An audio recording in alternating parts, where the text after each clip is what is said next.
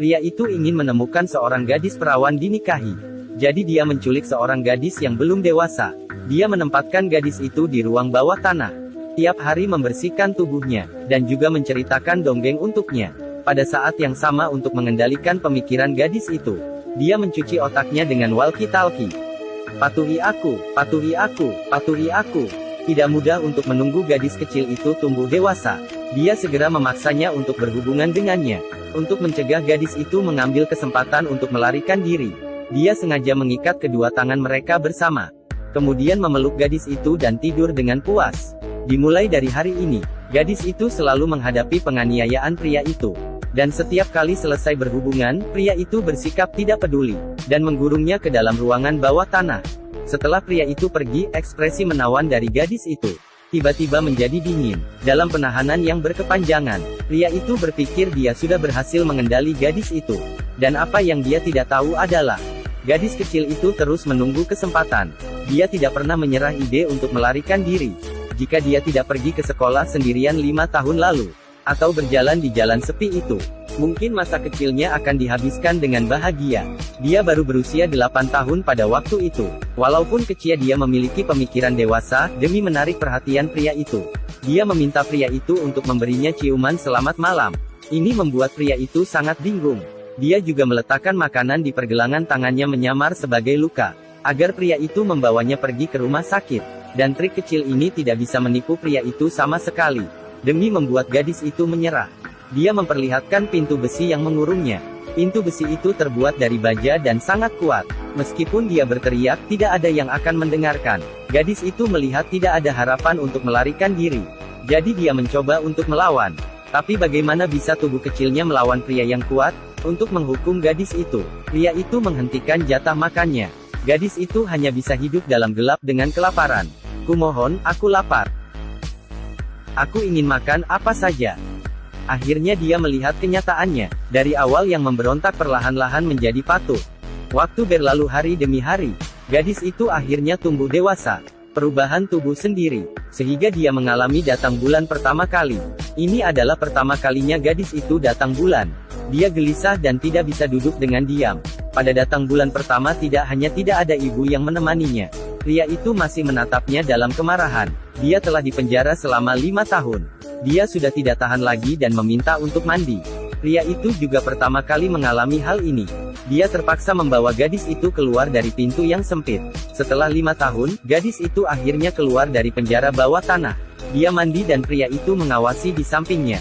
Tanpa ada rasa malu, ibu pria itu menemukan rambut emas di tubuhnya. Dia mengira dia sudah ada pacar. Sehingga dia marah dan mencukur gadis itu hingga botak. Dia bermain di klub malam hari itu. Seorang wanita cantik menari di depannya. Ini membuat pria itu merasa terpancing. Malam itu dia secara paksa memperkosa gadis itu. Setelah itu, gadis itu memohon padanya untuk melihat bulan. Pria itu membawanya ke halaman belakang. Gadis itu menghirup udara yang segar. Dia tidak ingin kembali ke sel sempit itu lagi. Namun dirinya yang keras kepala, dipukuli oleh pria itu lagi. Dia terus bekerja agar kelihatan sangat patuh. Sebenarnya saat dia berjalan keluar dari rumah, keinginan untuk melarikan diri telah terbangun kembali. Saat ini perencanaannya telah berjalan dengan mulus. Pria itu membawanya keluar dari rumah dan pergi ke supermarket. Saat melihat orang-orang di jalan, dia memikirkan cinta kasih ibunya. Keinginan untuk melarikan diri semakin kuat. Di supermarket, pria itu mengawasinya dari kejauhan. Dia sangat takut untuk bergerak, dia sangat ingin melarikan diri. Tapi tubuhnya tidak bisa dikendali. Akhirnya pria itu semakin lega. Dia bergandengan tangan dengan gadis itu dan pulang rumah. Gadis itu yang kembali ke rumah memarahi dirinya yang tidak berguna. Dia mulai menyesali, saat itu ada beritanya di radio. Ternyata orang tuanya tidak pernah menyerah mencarinya. Dia terus menangis. Saat putus asa, dia tiba-tiba terpikir untuk bunuh diri. Dia menyalakan kompor dengan kertas dan kehabisan napas karena asap. Dia bergegas mengipas asap keluar dari ventilasi. Tapi saat pria itu kembali, dia mencium bau terbakar. Sehingga dia memukulnya lagi. Mulai hari ini dia bekerja keras setiap hari. Seperti seekor kucing yang patuh sehingga membingungkan pria itu. Pria itu yang sudah tidak curiga, kembali membawanya pergi bermain ski. Di tempat bermain ski, dia mendapatkan kesempatan kedua kali untuk melarikan diri. Kali ini dia memberitahu diri sendiri agar tidak gagal lagi. Gadis ini berpura-pura masuk ke kamar mandi. Tiba-tiba terdengar suara di luar. Gadis itu memakai celana dan segera keluar. Rupanya seorang wanita sedang berdandan di depan cermin. Dalam keraguan gadis itu berjalan mendekatinya. "Selamatkan aku Natasha yang diculik."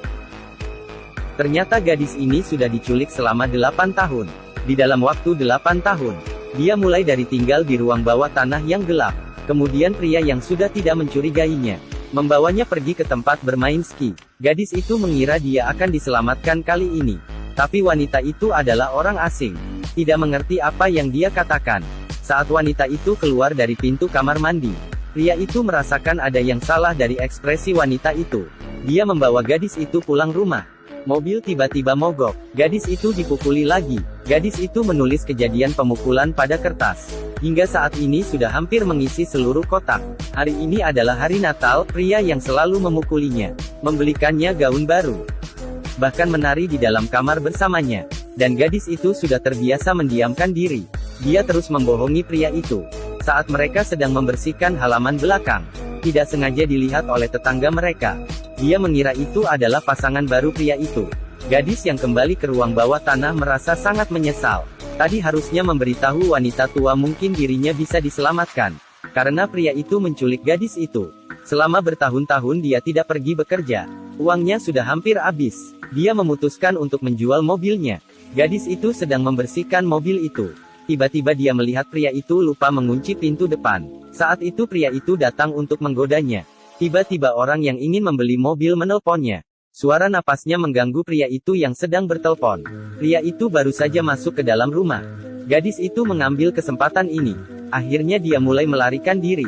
Dia berhasil keluar dari tempat yang mengurungnya selama 8 tahun. Dia berlari sekuat tenaga. Saat pria itu keluar, gadis itu sudah melarikan diri. Gadis itu datang ke rumah seorang wanita. Dia memberitahu wanita itu bahwa dirinya diculik. Hari ini sudah hari ke-3096. Akhirnya polisi datang. "Nama saya adalah Natasha. Saya diculik 8 tahun lalu." Ibu gadis itu menerima telepon dari polisi. Dia dan suaminya pergi ke kantor polisi. Akhirnya mereka bertemu kembali. Film ini adalah kejadian nyata. Gadis Austria Natasha, selama 8 tahun setelah diculik, akhirnya berhasil melarikan diri. Pelaku yang mengetahui kejahatannya diketahui orang. Akhirnya juga seperti pria di film ini. Dia memilih untuk bunuh diri di atas rel kereta. Kemudian Natasha menulis sebuah buku 3096 hari, yang menceritakan semua kejadian ini.